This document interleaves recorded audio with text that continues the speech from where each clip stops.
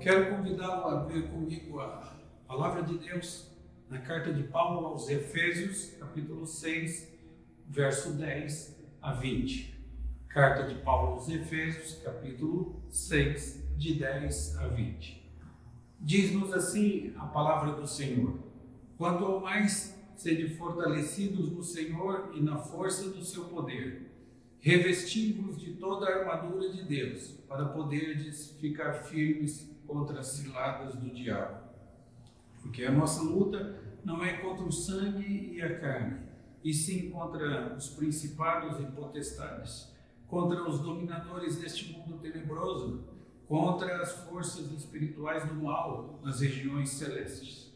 Portanto, tomai toda a armadura de Deus, para que possais resistir no dia mau, e depois de terdes vencido tudo, permanecer inabaláveis. Estai, pois, firmes, cingindo-vos com a verdade, e vestindo-vos da couraça da justiça. Calçai os pés com a preparação do Evangelho da paz, embraçando sempre o escudo da fé, com o qual podereis apagar todos os dardos inflamados do maligno.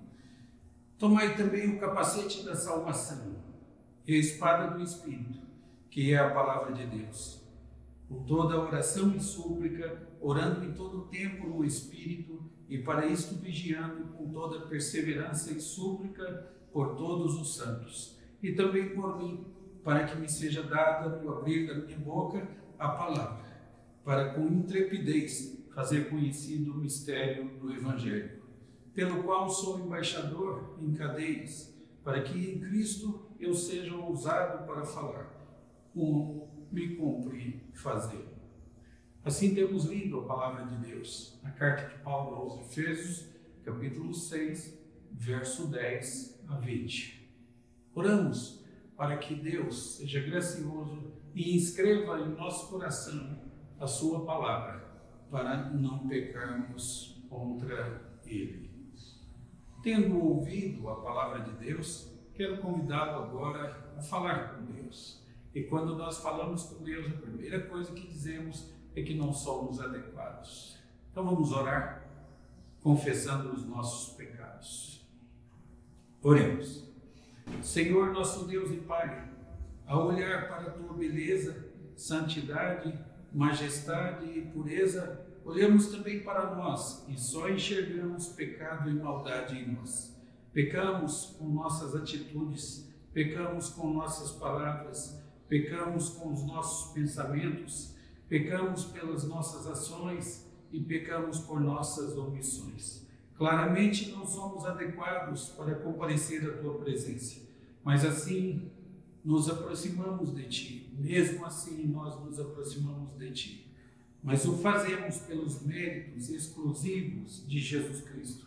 Confessamos nossos pecados e renovamos nossos propósitos de fidelidade a Ti, pois nós oramos em nome de Jesus. Amém.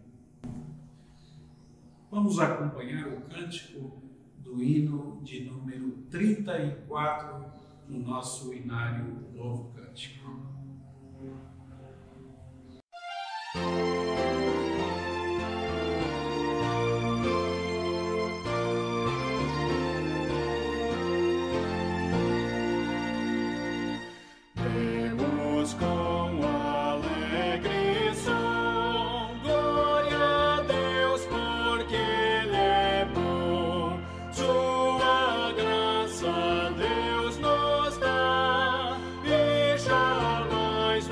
Deixará.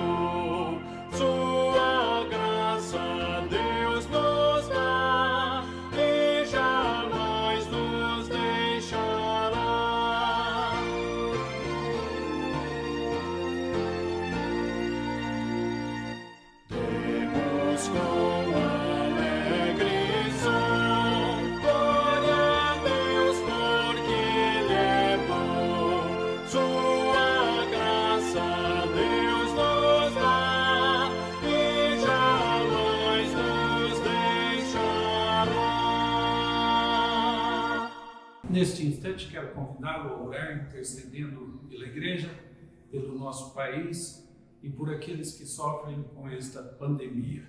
Vamos orar o Senhor, nosso Deus, intercedendo por esses motivos. Oremos. Ó Deus, em cuja presença nos encontramos, chegamos diante de Ti para derramar o nosso coração e para dizer que não temos a quem recorrer senão a Ti somente. Tu sabes que a Tua igreja se encontra privada de suas reuniões presenciais e da comunhão com os irmãos. Assim queremos suplicar que Tu abençoes o Teu povo, fazendo de cada lar um templo e uma escola, um templo em que o Teu nome seja glorificado e cultuado, uma escola em que a Tua palavra seja estudada, aprendida e ensinada. Senhor, queremos suplicar em favor do mundo que sofre com o novo coronavírus.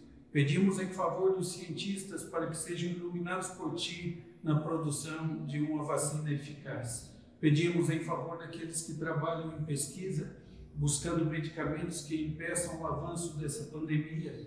Pedimos em favor dos médicos, enfermeiros e daqueles que trabalham em hospitais, na linha de frente do combate ao Covid-19. Pedimos em favor das famílias enlutadas e pedimos em favor dos desempregados. Senhor, suplicamos em favor do nosso país que sofre essa crise política tão escandalosa.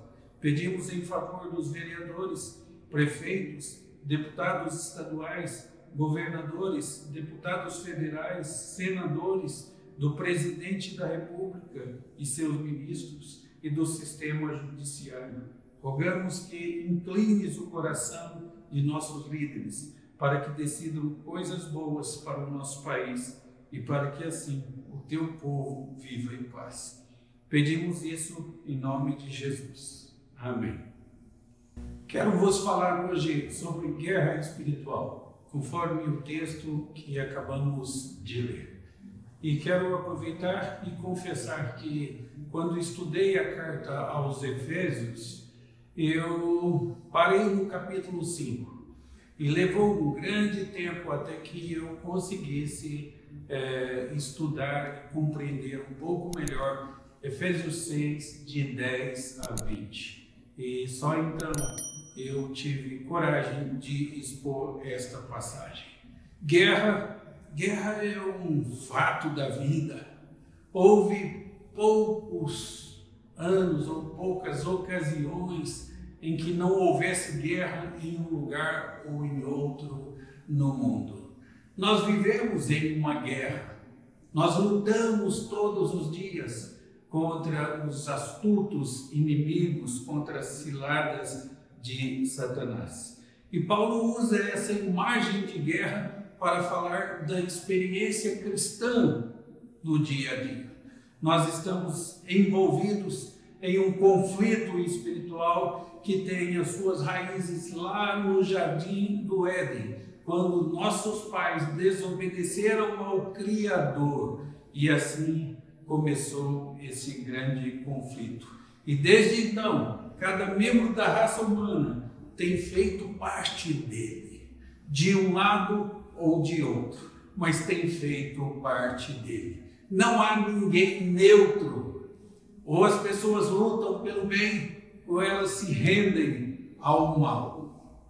Coisas ruins acontecem nos campos de batalha, e essa é a verdadeira natureza da guerra: provocar dores, sofrimento aos inimigos. E é por isso que não devemos nos surpreender ao ver essas coisas acontecendo no mundo. O campo de batalha é um lugar perigoso, e o conflito espiritual acontecendo à nossa volta significa que vamos passar alguns desses perigos e vamos correr esses riscos. E embora o campo de batalha seja um lugar perigoso, ele pode ser muito mais perigoso se alguém não reconhece o perigo nele existente. Imagine alguém em um campo de batalha sem a consciência de uma guerra que está acontecendo ali. nosso personagem imaginário, sai para um passeio à tarde e inadvertidamente não sabe que há balas zumbindo, passando por sobre a sua cabeça e ao redor dele. Isso seria uma loucura. Pois bem, irmãos, tomemos consciência de que há no mundo uma grande batalha, um grande conflito, e que todas as pessoas no mundo estão envolvidas neste conflito. Ou estão de um lado, ou estão do outro lado. Mas todos estão neste conflito. E quando se vai a uma guerra, há necessidade de força. E então o verso 10 do texto lido diz-nos o seguinte: quanto mais sede fortalecidos no Senhor e na força do seu poder. É preciso que tenhamos força, não é nossa força, a força do Senhor. Fortalecidos não por nós mesmos, mas pela força do poder de Deus. Então Paulo introduz esta sessão com uma chamada para a sua força. E eu não posso ler essas palavras sem me lembrar da exortação de Moisés a Josué no capítulo inicial do livro de Josué e no capítulo final do livro de Deuteronômio. 3 vezes em Deuteronômio 31, Moisés exorta Josué a ser forte e corajoso. Isso está no capítulo 31 de Deuteronômio, verso 6, verso 7 e verso 12. E de modo semelhante, após a morte de Moisés, Josué apresenta essa mesma exortação aos israelenses que estavam se preparando para entrar na terra prometida. Josué capítulo 1, verso 6, verso 7, verso 9 e verso 18. E os israelitas deviam ser fortes porque eles iam entrar em um período de intenso combate, um período de guerras. Eles seriam enviados para tomar posse de uma terra.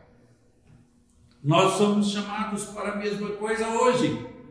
Não somos enviados para conquistar uma pequena porção de terra no Oriente Médio. Nós fomos enviados para tomar o mundo todo, o mundo inteiro, para o nosso Senhor. Nossa missão é fazer discípulo de todas as nações. Nossa missão é nada menos que uma conquista global. Veremos que os meios desta guerra não são as forças físicas, mas a pregação do Evangelho. Nós temos a mensagem que transforma a vida dos homens. Observe que a força para a qual somos chamados não está em nós. É a força do Senhor.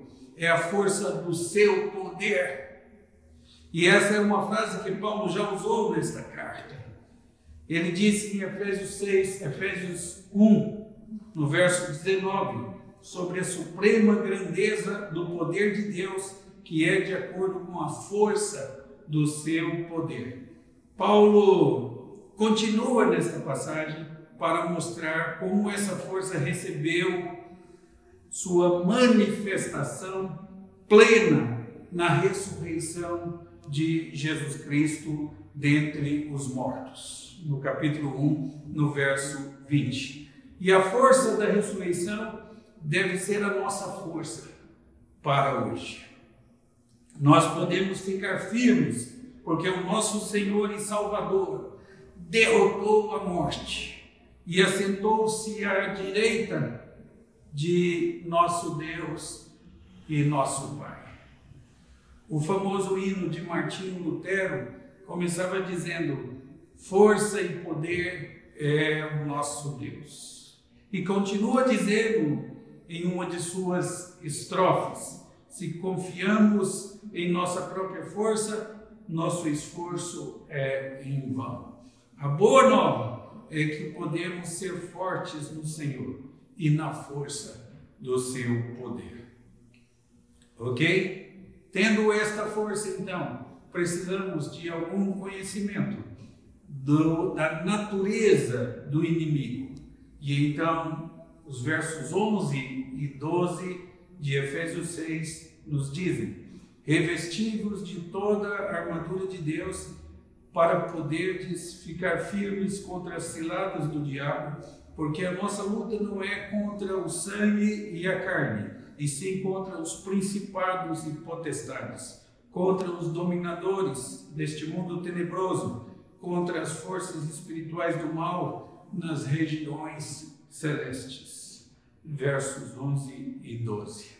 Paulo dá aqui um nome ao inimigo. Ele se refere a ele como sendo o diabo. Esse termo aí, diabo, descreve alguém que é caluniador. O mesmo termo é usado na carta de Tito, capítulo 2, no verso de número 3, onde as mulheres mais velhas são exortadas contra ser caluniadoras. Alguns têm brincado com isso, dizendo que a mulher é o diabo na igreja. Não é verdade? Em todos os lugares por onde vou, as mulheres são as mais ativas, que mais trabalham na igreja, as que embelezam a igreja e as que mais honram o nome de Jesus Cristo. O diabo sim é um caluniador, mas ele é muito mais do que isso.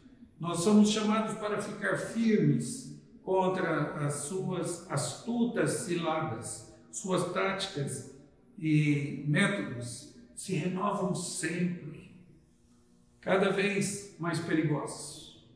Devemos nos revestir de toda a armadura de Deus. Essa injunção será repetida no próximo verso, mas primeiro Paulo continua na explicação porque essa armadura é tão importante e tão necessária. É porque nós estamos sofrendo uma série de ataques e nosso inimigo não é outro senão o diabo. Ele é o arquiteto das estratégias contra nós. E isso diz-nos alguma coisa sobre a natureza do nosso inimigo e sobre a natureza do nosso conflito. Ele é, por natureza, espiritual. Diz aí o texto que a nossa luta não é contra carne e sangue, mas a nossa luta é contra os principados, potestades, os dominadores deste mundo tenebroso, as forças espirituais do mal nas regiões celestes.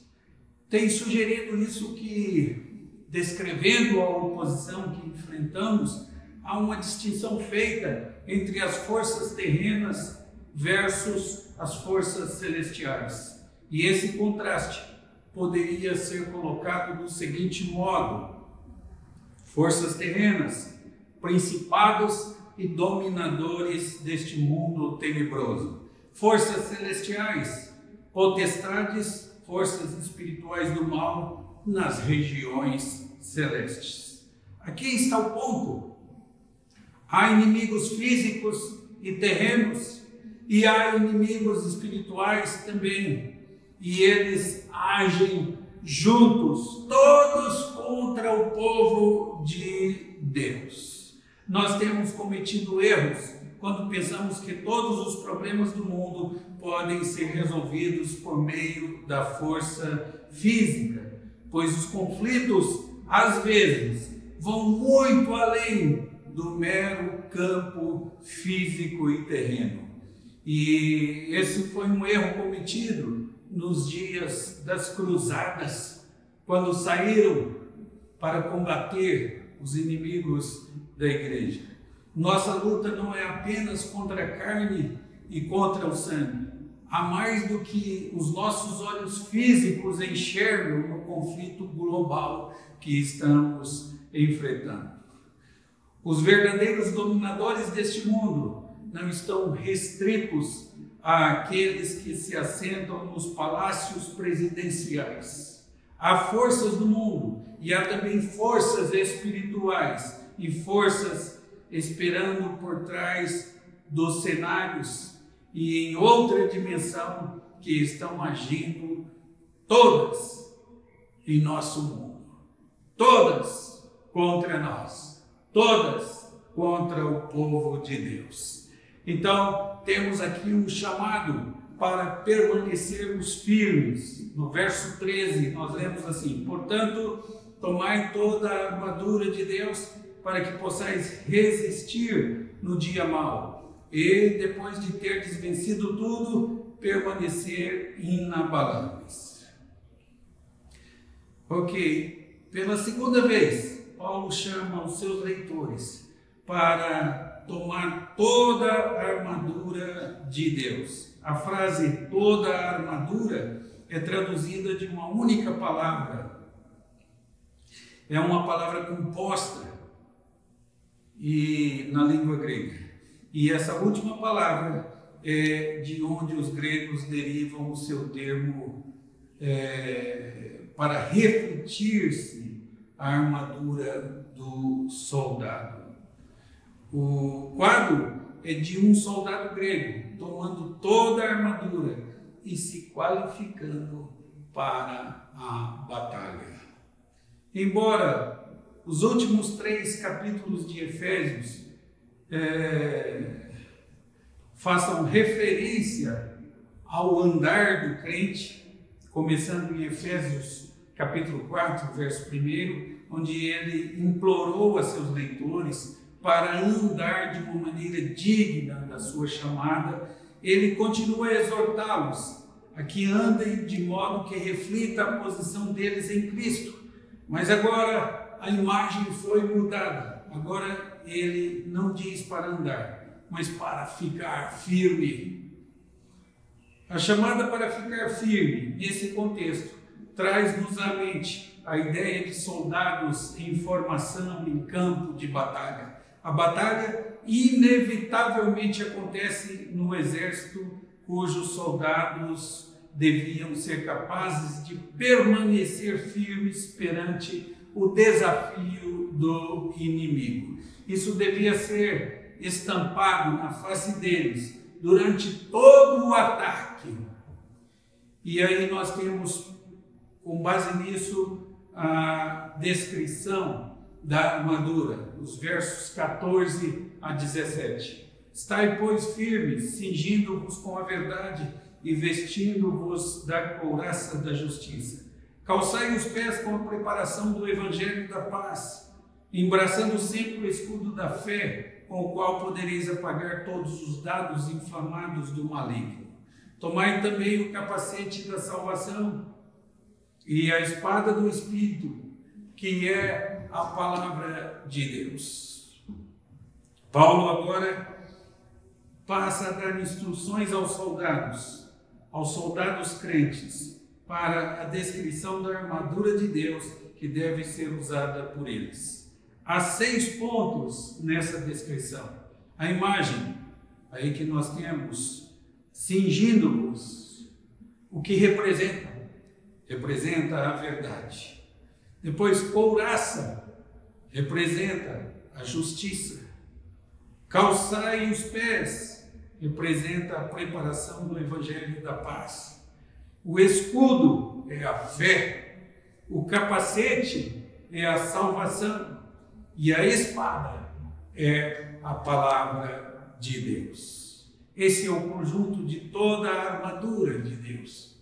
Eu quero chamar a sua atenção para o fato de que são coisas naturais da vida cristã. Orar, ler a Bíblia, ser verdadeiro, confiar em Deus. Isso são coisas naturais da vida cristã. E é assim que nos preparamos para enfrentar as astutas armadilhas de Satanás. Com a vida cristã, estando firmes na casa de Deus, na igreja, amando os irmãos, lendo a palavra de Deus, orando ao Senhor nas dificuldades. E de onde Paulo tirou essas imagens? Bem, é verdade que ele estava bem familiarizado com os soldados romanos. Ele tinha estado preso por soldados romanos e até agora estava sob custódia de oficiais romanos. Podemos imaginá-lo descrevendo essas palavras e olhando para um guarda romano que o vigiava. Ao mesmo tempo, nós devemos notar a semelhança da linguagem de Paulo nesta passagem com as palavras do profeta Isaías do Antigo Testamento. Se Paulo tinha familiaridade com os guardas romanos, ele também tinha bastante familiaridade com as palavras dos profetas do Antigo Testamento. Assim que em Isaías 59, nos versos 16 a 17, lemos do seguinte modo: viu que não havia ajudador algum e maravilhou-se de que não houvesse um intercessor, pelo que o seu próprio braço lhe trouxe a salvação e a sua própria justiça o susteve. Vestiu-se de justiça como de uma couraça e pôs o capacete da salvação na cabeça, pôs sobre si a vestidura da vingança e se cobriu de zelo como de um manto. Isaías descreve a vinda do Messias. Ele vestiu-se de justiça como de uma couraça e pôs o capacete da salvação na cabeça. Paulo usa exatamente essa mesma descrição para falar da armadura que deve ser usada por todos os filhos de Deus. As implicações aqui são muito óbvias. A armadura que devemos usar não é a nossa armadura, ela pertence a Jesus Cristo. É a armadura de nosso Senhor Jesus Cristo. Primeiro aspecto é a verdade. Ele diz assim no verso 14: estai, pois, firmes, cingindo-vos com a verdade. Hoje, não usamos muito a expressão cingindo-vos. Essa linguagem leva-nos para o tempo quando os homens usavam longos roupões. E esse estilo de roupa funcionava bem para o clima quente lá do Mediterrâneo. E exceto quando havia um chamado para a ação. Nessas ocasiões, os roupões podiam ser um obstáculo. E assim as pessoas usavam um cinto. E aqui esse cinto é usado para representar a verdade, para que os roupões não atrapalhassem. Bom, esse mesmo tipo de imagem foi usado pelo profeta Isaías quando ele descreveu a vinda do Messias. Nessas descrições aí do profeta, o rebento da raiz de Jessé, em que repousaria o Espírito do Senhor. Então, Isaías capítulo 11, nos versos 4 e 5, vejam as palavras do profeta: mas julgará com justiça os pobres e decidirá com equidade a favor dos mansos da terra. Ferirá a terra com a vara da sua boca e com o sopro dos seus lábios matará o perverso. A justiça será o cinto dos seus lombos e a fidelidade o cinto dos seus rins. Isso é cingir-se de alguma coisa. Então, enquanto Isaías usou a imagem do cinto para representar justiça e fidelidade, Paulo usa essa mesma imagem para representar a verdade. Ele já havia descrito o crente como alguém que em amor fala a verdade. Isso está no capítulo 4 de Efésios, verso 15. O texto grego fala mais literalmente sobre falar a verdade em amor. E em Efésios, capítulo 4, no verso 25, ele usa isso para dizer que devemos fugir da falsidade e falar a verdade ao nosso próximo. Os crentes devem ser conhecidos como pessoas que dizem a verdade. Isso deve ser o crivo para tudo que devemos fazer, ou para tudo o que devemos falar. Isso inclui falar a verdade sobre nós mesmos. Uma das acusações mais comuns que ouvimos sobre a igreja hoje é que ela está cheia de hipócritas. Isso não deve ser assim. Um hipócrita, por definição, é alguém que diz uma coisa e faz outra. A principal parte de nossa mensagem é que somos pecadores, que sem Jesus Cristo cometemos pecados e que somos tão maus que foi necessário o Filho de Deus vir e morrer em nosso lugar, a morte que nós merecíamos. Assim, se falarmos a verdade sobre nós mesmos, ninguém jamais poderá nos acusar de hipocrisia. Recentemente, vendo um livro, e o autor dizia sobre aqueles que dizem não ir para a igreja, porque não quer conviver com hipócritas, e que, portanto, preferia viver no inferno com os amigos. Dois problemas nessa afirmação é que no inferno não há amigos e que os hipócritas também não estarão no reino celestial. Bem, irmãos, a segunda colocação que nós temos aqui é sobre a justiça. Diz-nos o texto assim: vestindo-vos da couraça da justiça. Verso 14, de Efésios 6. Já vimos que a figura da couraça da justiça é tomada de Isaías 59, 17, onde o próprio Senhor é descrito como aquele que veste a couraça da justiça.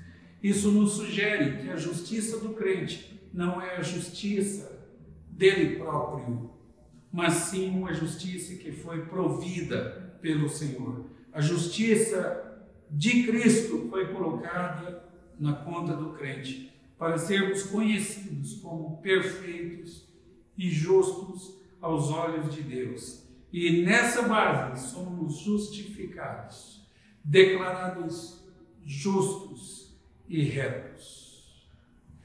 Parece-me que a descrição de Paulo do crente, vestindo-se da couraça da justiça, inclui a imputação e o reconhecimento da justiça de Cristo, ou seja, a justiça de Cristo colocada na nossa conta. Mas não se limita a isso tão somente. O crente também é chamado para viver de forma justa, como benefício da posição em que ele foi colocado. Deus nos declara justificados pela fé, mas também nos chama para ter uma vida justa perante todo o mundo. Paulo diz aos seus leitores, em Efésios 4, verso 24, que eles foram criados novo homem, criados segundo Deus, em justiça e retidão procedentes da verdade. Uma parte de serem feitos um novo homem é vesti-los com a couraça da justiça. Depois Paulo fala aí da preparação do evangelho da paz. No verso 15, diz assim: calçai os pés com a preparação do evangelho da paz.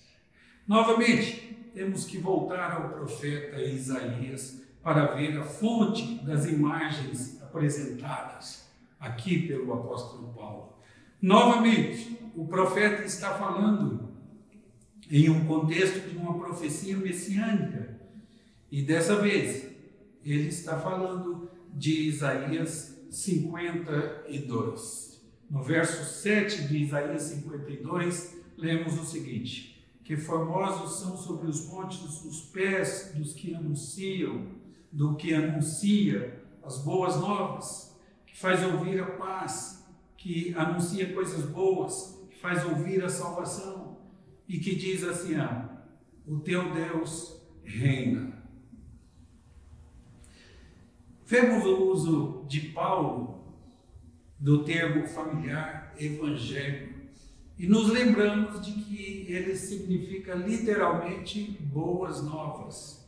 E como tal, é o mesmo termo que é encontrado na Septuaginta, na tradução desta passagem de Isaías. A referência aos pés não fala do Evangelho, mas para dizer a verdade, mais especificamente da preparação do Evangelho.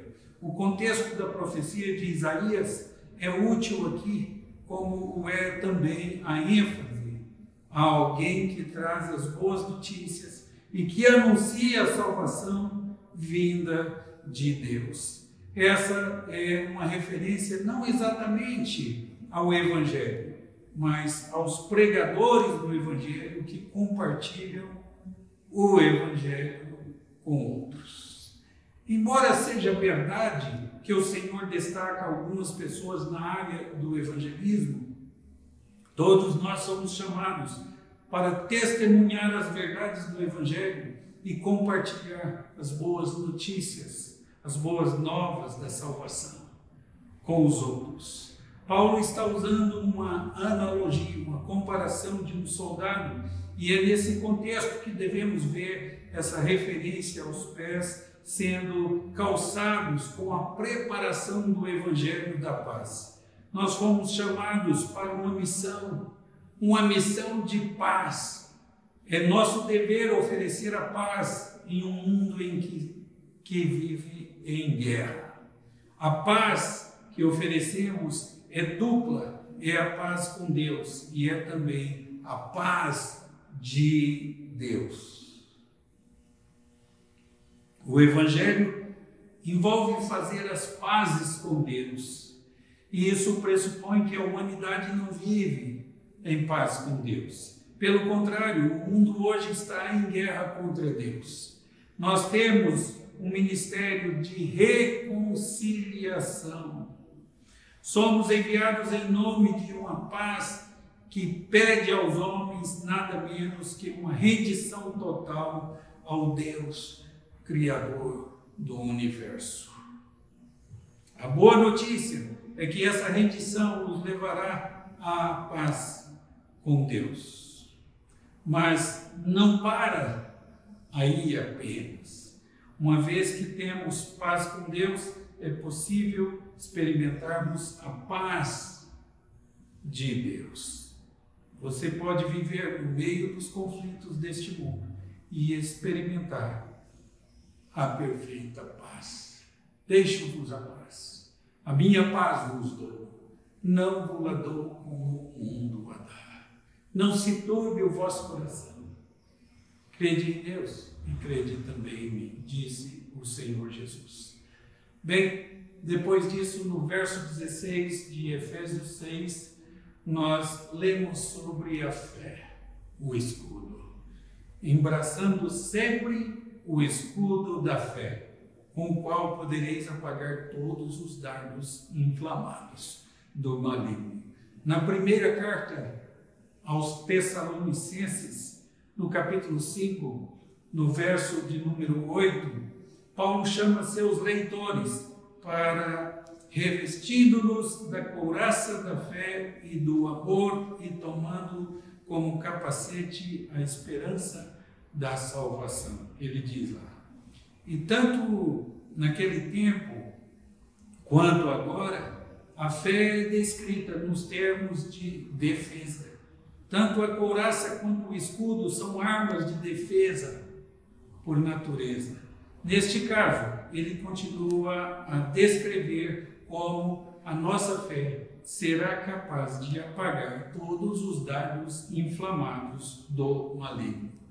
Nós estamos debaixo de ataque e nossa primeira defesa no meio desse ataque é, sem dúvida, a nossa fé. Quando caímos em pecado, uma das coisas que acontece é um lapso em nossa fé. E se verdadeiramente acreditamos que o pecado é tão ruim quanto a Bíblia nos ensina que ele é, então isso serve como um impedidor do pecado. Neste ponto, devemos fazer uma exortação. Tem se tornado cada vez mais popular hoje falar da importância da fé sem se preocupar com o objeto da fé. As pessoas parecem pensar que não importa em que você acredita, desde que você acredite. Nada pode estar mais longe da verdade do que isso. Fé na fé é tão estéril quanto estar apaixonado pelo amor ou ter dinheiro que você só gasta na acumulação de mais dinheiro. Estar apaixonado pelo amor é bobagem. Estar acumulando dinheiro e só gastar em recursos para ajuntar mais dinheiro também é bobagem. Como dizem, morrer rico é falta de criatividade. Imagine que você me veja fazendo as malas para uma viagem. Então você me pergunta: pastor, onde o senhor está indo? E eu respondo: estou indo fazer uma viagem ao deserto. Na verdade, estou pronto para uma travessia do deserto do Sinai, um grande deserto.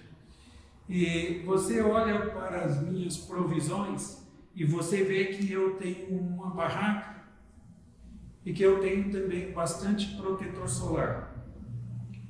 Há um casaco para noites frias e há também uma bússola para que eu não ande em círculo. E parece estar faltando apenas uma coisa. Onde está a água? E eu pensei nisso. E eu respondo: eu vou tirá-la com um copinho. Há apenas um problema: um copinho vazio. Não há água nele. Mas está tudo bem. Eu tenho o meu copinho. Que bobagem. Fé é algo como um copinho vazio.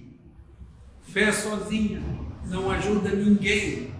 Se a fé deve ser efetiva, ela deve ser em um objeto próprio. O que está no copinho é a coisa mais importante. Nossa fé deve ter raízes na realidade da graça salvadora de Deus. Ou então, ela é totalmente inútil.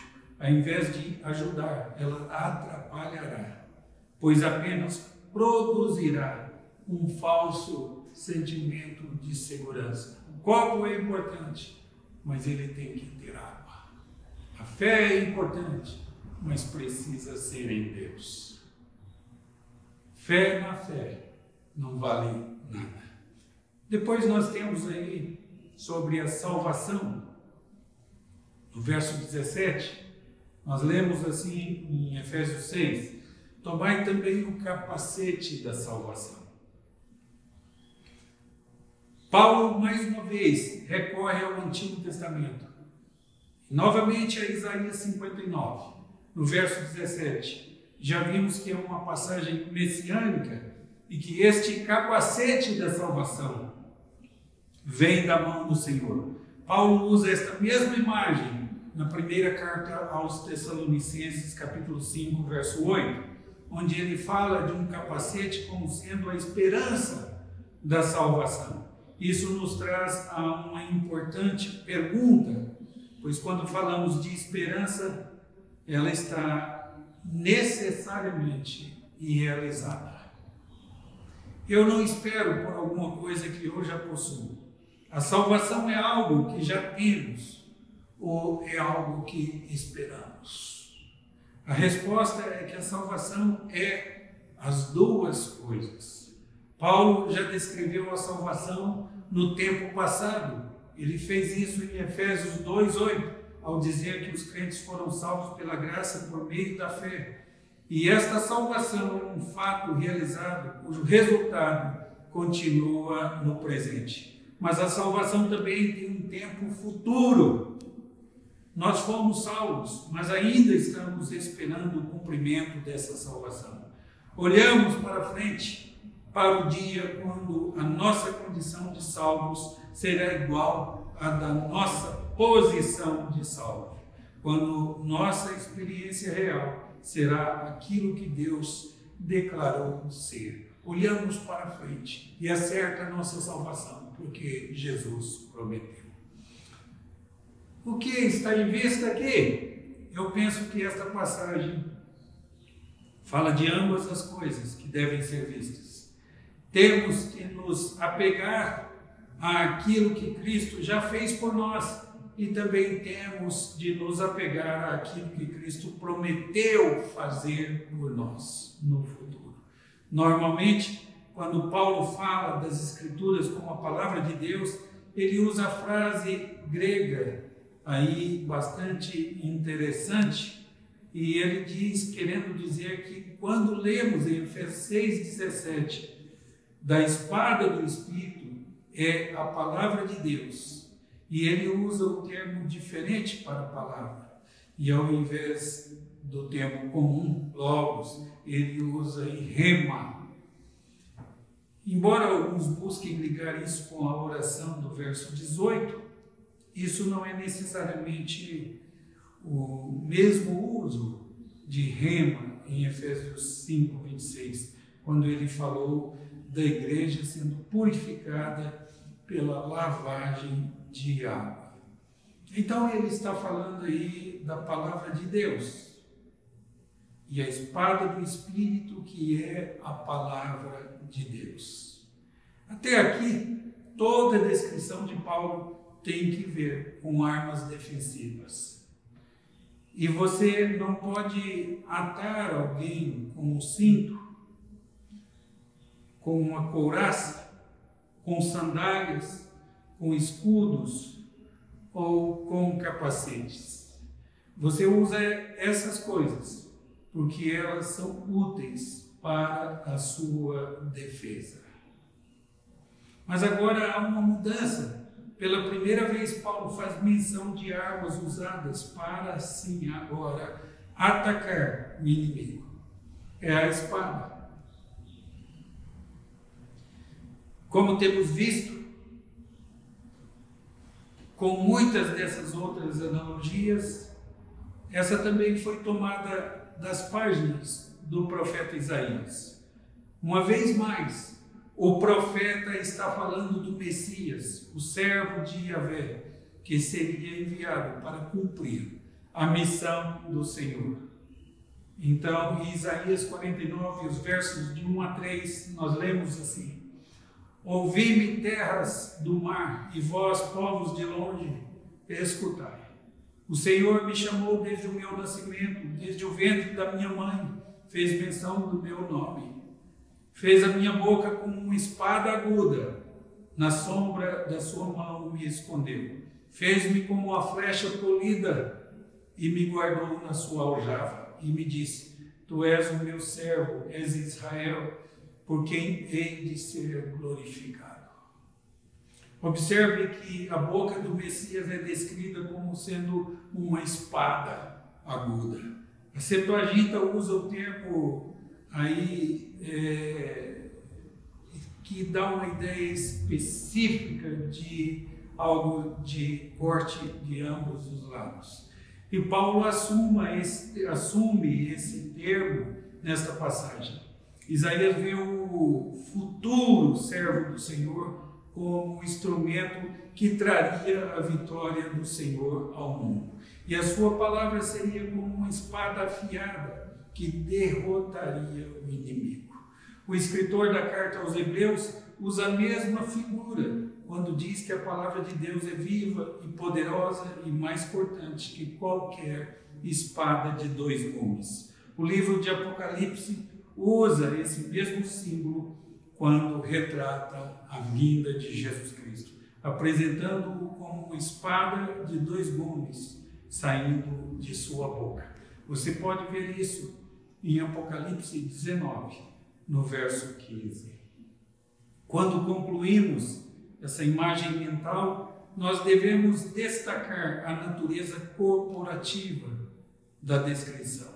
O mandamento para pegar as armas não é dado para uma pessoa individualmente, mas para a igreja como um todo. Se você ler essa descrição e criar uma imagem mental de um único soldado revestindo-se de uma armadura, você não compreendeu o texto.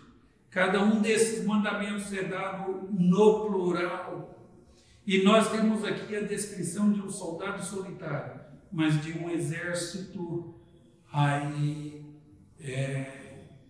forte no seu conjunto. Não temos a descrição de um soldado solitário, mas de um exército forte em seu conjunto. Esta é a chamada às armas para uma igreja inteira. As implicações são óbvias à luz do que Paulo já havia dito a respeito da importância da unidade. Os crentes só podem vencer a batalha espiritual se estiverem firmes, juntos, suportando uns aos outros, dando suporte uns aos outros. Para ficarmos firmes na linha de batalha, necessariamente dependemos uns dos outros como uma parte desta formação militar. E então nós temos aí uma chamada para a oração, nos versos 18 a 20, quando lemos assim: com toda a oração e súplica, orando em todo o tempo no Espírito, e para isto vigiando com toda perseverança e súplica por todos os santos, e também por mim, para que me seja dada no abrir da minha boca a palavra, para com intrepidez fazer conhecido o mistério do Evangelho, pelo qual sou embaixador em cadeias, para que em Cristo eu seja ousado para falar como me cumpre fazer. Quando Paulo passa a falar sobre a oração, ele na verdade não muda de tópico. Ele ainda está falando sobre a guerra espiritual, mas agora ele aborda o seu aspecto central. Não há vitória no conflito espiritual em que estamos envolvidos sem a oração. É o elemento central. A universalidade do mandamento, com toda oração, diz ele, toda oração e súplica, orando em todo o tempo no Espírito, e para isto vigiando com toda perseverança e súplica por todos os santos. Verso 18. E nesse pequeno espaço de um único versículo, Paulo usa 4 vezes a palavra todo. E essa repetição é de propósito, planejada para chamar a nossa atenção. Com toda a oração e súplica, orando em todo o tempo no Espírito, para isso vigiando com toda a perseverança e súplica por todos os santos. É isso que Paulo fala. E quando chama a atenção para toda oração e súplica, ele está ensinando que não devemos nos limitar a um único tipo de oração. Nós erramos ao pensar que há uma fórmula exata de oração e que não podemos nos desviar daquela fórmula. Há uma grande variedade de oração que podemos fazer. Certamente, a oração do Senhor é um bom começo, mas ela só estabelece o padrão básico de oração. Mas nossas orações não devem ser limitadas à oração do Senhor. O Senhor nos deu um livro inteiro de oração, o livro de Salmos. Você ainda não começou a orar até que você tenha orado como os salmistas. A nossa oração deve ser em todo o tempo. Isso significa que, embora seja bom e útil separar um tempo específico para a oração, é também bom e necessário orar ao longo de todo o dia, nas oportunidades e necessidades que surgem. Paulo diz que tal oração deve ser no Espírito. Eu entendo isso como significando que devemos confiar no Espírito quando oramos e que devemos orar de todo modo que o nosso coração pegue. Devemos derramar o nosso coração diante de Deus. Orar com amor, orar com preocupação, orar às vezes com lágrimas, orar com paixão, orar com desejo de ser atendido, suplicando em nome de Jesus. A nossa oração deve ser feita com toda a perseverança. Há ocasiões em que não nos sentimos com desejo de orar. Ainda assim devemos orar. Às vezes sentimos que a nossa oração não passa do teto, então devemos orar pela nossa fé. A vida de oração indica a consciência da chamada para uma vida espiritual. Finalmente, a oração deve ser feita por todos os santos. E note a falta de egocentrismo aí, neste mandamento. Nós estamos no negócio de orar pelos outros. Nossas orações e súplicas não devem ser apenas por nossas próprias preocupações, mas pelas necessidades que dizem respeito à igreja inteira. Isso não significa que não estejamos orando por nós mesmos, pois somos parte da igreja pela qual nós estamos orando. Paulo deixa isso bem claro quando pede que orações sejam feitas em seu próprio favor. Bem, a natureza específica do pedido pessoal de Paulo chama a atenção. Também por mim, para que me seja dada no abrir da minha boca a palavra, para com intrepidez fazer conhecido o mistério do Evangelho. Paulo pede a oportunidade e pede a coragem para anunciar o mistério do Evangelho. Ele já havia falado sobre esse mistério antes, nesta carta, e ele falou daquilo que estava oculto nos primeiros tempos, mas que agora estava revelado, e que os gentios se tornaram herdeiros da promessa da vida e da fé em Cristo Jesus. Paulo quer que a igreja ore para que seja cumprido aquilo para o qual ele foi chamado. Eu estou convencido de que devemos orar desse mesmo modo. Devemos orar pelo cumprimento da nossa chamada.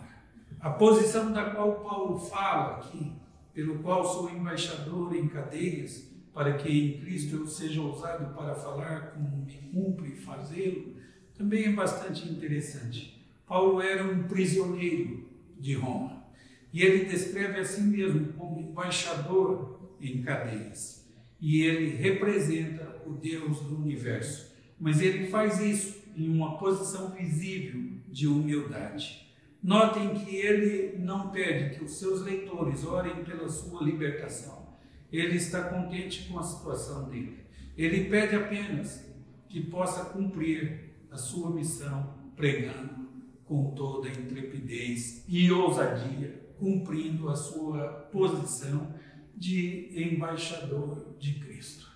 Igreja de nosso Senhor Jesus Cristo, é tempo de orar pela igreja, de fazermos uso de toda a armadura de Deus.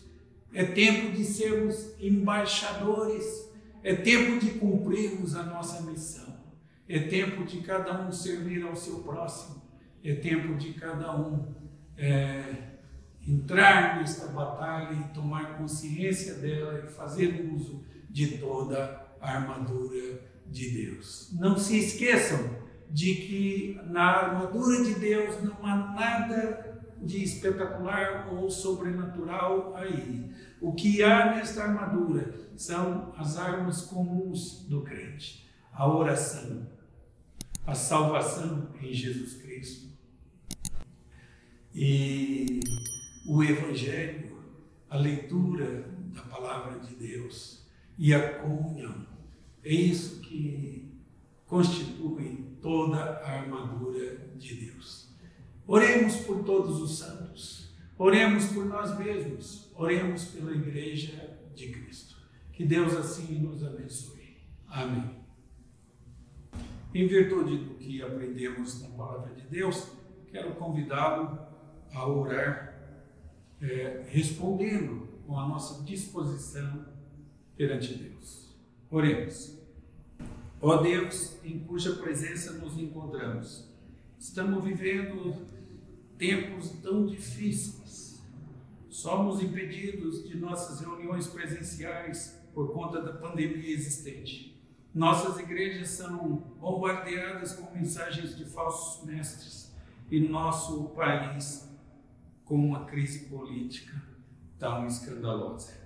Pedimos forças vindas de Ti para que suportemos as provas deste final dos tempos e para que permaneçamos firmes contra os ataques dos falsos mestres. Pedimos ouvido unido à alma para que ouçamos e cumpramos o nosso ministério.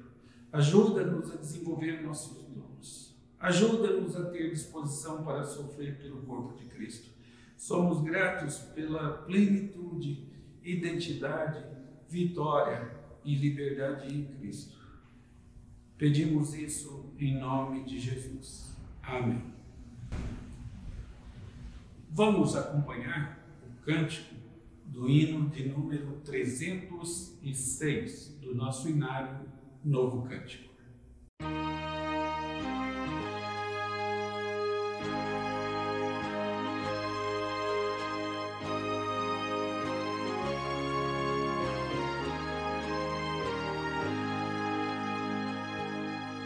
Erguei-vos, cristãos, Cristo quer-vos de pé, na luta do bem, revelai vossa fé, cingindo a armadura, hoje a Cristo exaltai, à sombra da cruz, corajosos lutai.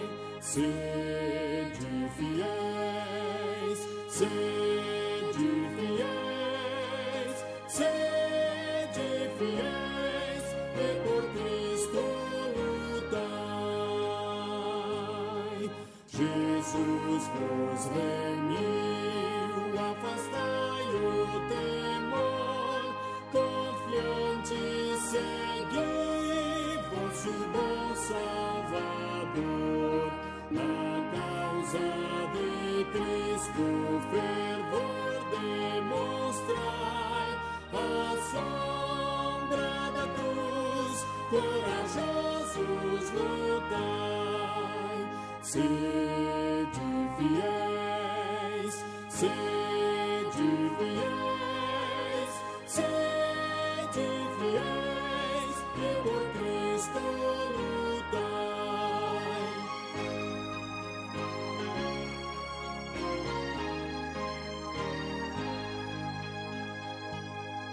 As hostes do mal deveis hoje enfrentar, das suas prisões pecadores livrar, de Cristo bem alto pendão levantai, à sombra da cruz, corajosos lutai.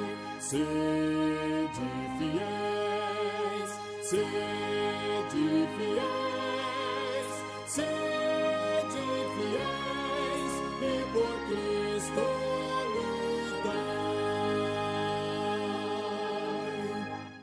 Recebei a bênção. Que a graça de nosso Senhor Jesus Cristo, o amor de Deus, o nosso Pai, o poder, a comunhão e os ensinos do Espírito Santo estejam com vocês e com todo o povo de Deus espalhado pela face da terra, hoje e pelos séculos dos séculos. Amém.